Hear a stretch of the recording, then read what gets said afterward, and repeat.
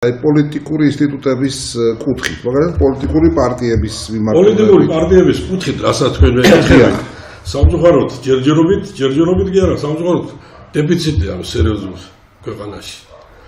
არის ცალკეული გამოკურთხებები.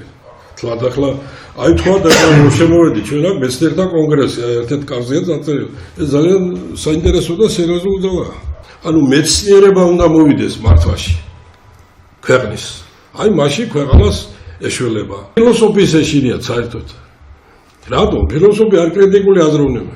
ესა ნიღბის ჩამოხსნა. რა არის მშვიდობა? მშვიდობა რა არის? მშვიდობა ეს არის სინამდვილისადმი, ან რეალობისადმი, არა აგრესიული, არა ძალადობრივი მიდგომა, რომელიც ეფუძნება ზნეობრივ პრინციპებს და იყენებს დიალოგისა და კომპრომისის გზას. ანუ ეს მშვიდობა ძალიან რა არის? ფუნდამენტური და მნიშვნელოვანი ნაწილია ჩვენი ყოფის და არსებობის. ეს ნეობის პრინციპი წამოვწია. სამწუხაროდ დღეს ნეობა არ არის რეგულაციის დომინანტური მთავარი ფორმა. დღეს რეგულაციის მთავარი ფორმაა სამართალი, პოლიტიკა და შემდგომ სამართალი, ხო? სამართალი ეს არის რა სანქცია და პენიტენციალური სისტემა და 1000 ისა, რაც მოსდევს მას. როდესაც ჩვენ მშვიდობაზე ვლაპარაკობ, ანუ მშვიდობის გასაღები არის თავად ადამიანი, დისკომფორტია ეს. ორი მოდელია ამ მშვიდობის, ორი პარადიგმა. ერთი პირველი ეს არის ძალადობრივი მოდელი, ძალადობაზე დაფუძნებული. სივი პაცემ პარაბელუმ, აი ძველი რომი. თუ გინდა მშვიდობა ემზადე ომისთვის. ძალაზე ორიენტირებული. დიახ, ეს ალექსანდრე და არა ძალადობაზე. ძალაზე ორიენტირებული. ეს მიდგომა დღემდეა. აი ალექსანდრე მაკედონელი კიდევ უფრო ადრე.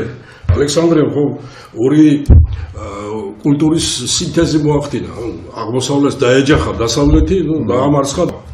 აი ახლა ტრამპი მე America great again. იგივე მოდელია ეს, რაც ალექსანდრეს ძალადობაზე დაფუძნებული. ანუ ისინი ამბობენ, რომ ძალაზე დაფუძნებული მშვიდობა ჭირდებაო. ხო და აი რაც ხდება ახლა აღმოსავლეთში და ასე. აი მეორე მოდელი ის სამწუხაროდ ეს პირველი მოდელი ჯერ კიდევ პრივალირებს, ჯერ კიდევ ძალაშია. სამწუხაროდ.